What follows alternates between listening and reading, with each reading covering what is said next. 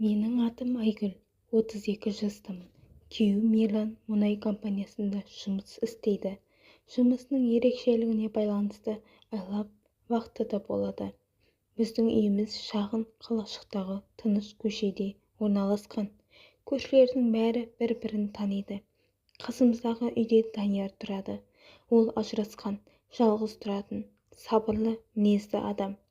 Ерлан кезекті вахтаға кеткен соң алғашқы апталар бұрынғыдай өте берді. Таңертең жұмысқа барып, кешке бос үйге оралатынмын. Жалғыздық күн өткен сайын ауырлай түсті. Бір күні аулада Даниярмен жолығып қалдым. Ол хал-жағдайымды сұрап, қажет болса көмектесуге дайын екенін айтты. Сол күннен бастап анда-санда сөйлесіп жүрдік. Кейде аулада, кейде дүкенге бара жатқанда кездесетінбіз.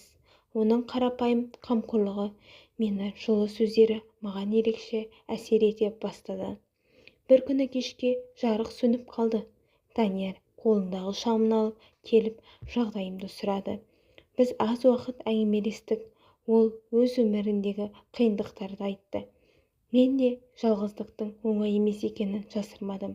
Сол кештен кейін арамыздағы қарым-қатынас бұрынғыдан да жақындай түсті. Уақыт өте келе біз жиі сөйлесетін болдық. Мен ішімдегі сырларымды бөлісетінін, ол үнсіз тыңдайтын. Бірақ жүрегімде бір ауыр сезім пайда болды. Мен Ерланды жақсы көретінімді білетінмін. Соған қарамастан Даниярға деген бауыр басуымды тоқтата алмадым. Ар-ожданым күн сайын мазалай берді. Ерланның үйге оралатын күні жақындаған сайын қорқынышым күшейді. Өзімді кінәлі сезіндім.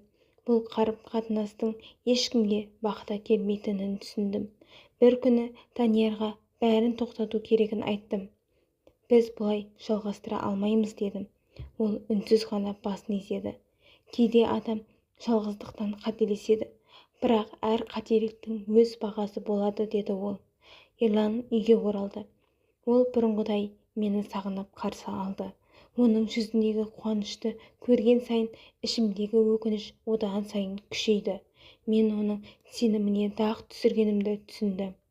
Сол күннен кейін Даниярмен араласуды доғардым. Кейде терезеден оның үйінің жарығы көрінеді, бірақ мен сыртқа шықпаймын.